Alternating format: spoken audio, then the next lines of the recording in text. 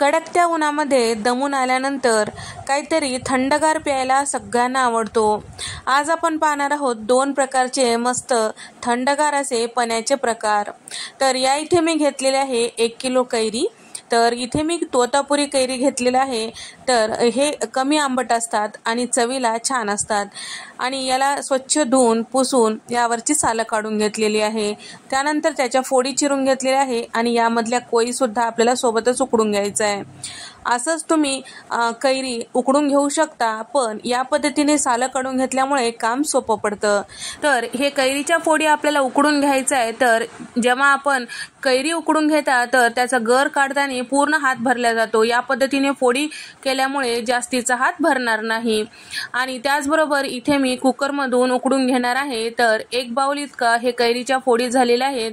तर अर्धा बाउल आपल्याला पाणी टाकायचं आहे। सोबतच यामध्ये निघालेल्या कोई सुद्धा यामध्येच टाकून घेतलेला आहे, म्हणजे याला जर गर असेल तर ते सुद्धा छान उकडला जातो आणि अलगदपणे निघून जातो। झाकण लावून 1 शिटी काढून घ्यायचं आहे।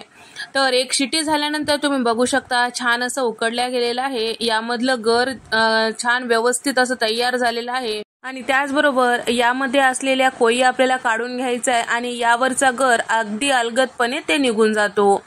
तर या ठिकाणी इथे आपलं हे कैरी जे आहे छान असं उकडल्या गेलेलं आहे। याच पद्धतीने तुम्ही मॅशरने छान असं मॅश करून सुद्धा छान पन्ह तयार करू शकता। पण इथे मी 2 भागामध्ये हे पन्ह करणार आहे। त्यासाठी एका बाउलमध्ये हे गर काढून घेतलेला आहे आणि अर्ध प्रीमिक्स मी साखरेचा करणार आहे आणि अर्ध गुळाचा करणार आहे। ते घेतलेला कैरीचा गर 1 कप इतका आहे आणि साखर 1.5 कप टाकून घेतलेला आहे। तर आपल्याला परत आणखीन साखर टाकण्याची गरज पडू नये म्हणून इथे मी साखर जास्तीचा टाकलेला आहे। सोबतच एक अर्धा चमचा सैंधव मीठ टाकून घेतलेला आहे। अर्धा चमचा इथे मी वेलची टाकून घेतलेला आहे आणि पाव चमचा मिरे पूड टाकून घेतलेला आहे आणि 1 चमचा भर इथे मी भाजलेले जिऱ्याची पूड टाकून घेतलेली आहे। तर इथे मी मुठभर पुदिन्याची पानं टाकून झाकण लावून याचा प्रीमिक्स तयार करून घेतलेला आहे। तर या ठिकाणी पुदिना टाकल्यामुळे याचा फ्लेवर मस्त येतो। जर तुम्हाला आवडत नसेल तर तुम्ही स्किप करू शकता। तर या ठिकाणी तयार झालेला या पद्धतीचा गर आपल्याला झाकण लावून फ्रीजमध्ये ठेवायचं आहे। हे प्रीमिक्स जे आहे साधारण महिनाभर छान असं टिकून राहतो। तर या ठिकाणी या पद्धतीने गच्च झाकण्याच्या डब्यामध्ये आपल्याला भरून ठेवायचं आहे। हवं तेव्हा तुम्हाला हे पन्ह करून पिता येतो। आणखीन यामध्ये काही ऍड करायची गरज नाही, कारण इथे आपण सगळे जिन्नस टाकलेले आहेत। साखरेच्या पण्याचं प्रीमिक्स इथे झालेलं आहे। आता गुळाचं तयार करून घेऊया। तर इथे मी शिल्लक राहिलेलं म्हणजेच 1 कप भर इतकं हे कैरीचं गर टाकून घेतलेलं आहे आणि सोबतच 1.5 कप इतकं चिरून घेतलेला गूळ टाकून घेतलेला आहे। तर या ठिकाणी साखर आणि गूळ थोडंसं प्रमाणापेक्षा जास्ती टाकायचं, म्हणजे गर जेवढा आहे त्यापेक्षा जास्ती टाकायचा अर्धा कप, म्हणजे परत आपल्याला आणखीन काही ऍड करायची गरज पडणार नाही। चमचा भर भाजलेल्या जिऱ्याची पूड, अर्धा चमचा इथे मी काळं मीठ टाकून घेतलेला आहे आणि अर्धा चमचा वेलची टाकून घेतलेला आहे। बाकी यामध्ये काही टाकायची गरज नाही। आता झाकण लावून याचा प्रीमिक्स तयार करून घेतलेला आहे। तुम्ही बघू शकता छान असं मिक्सरमधून फिरवल्यानंतर एकसारखं हे सगळे जिन्नस झालेले आहेत। तयार झालं मस्त गुळाच्या फ्लेवरचं पण्याचं प्रीमिक्स। तर या ठिकाणी हे तयार झाल्यानंतर गच्च झाकणाच्या डब्यामध्ये आपल्याला काढून ठेवायचं आहे।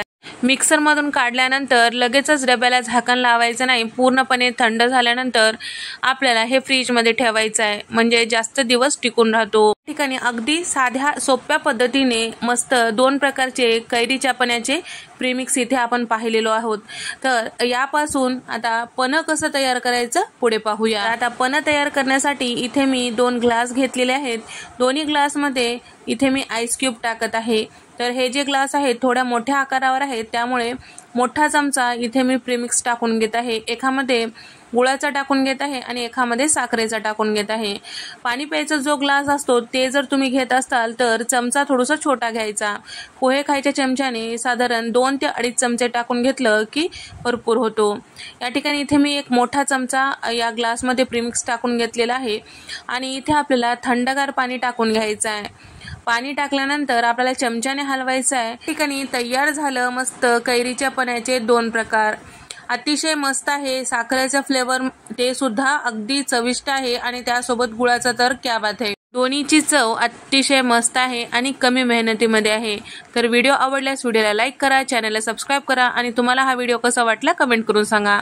नंतरच्या अशा साध्या सोप्या रेसिपीजमध्ये भेट देऊया.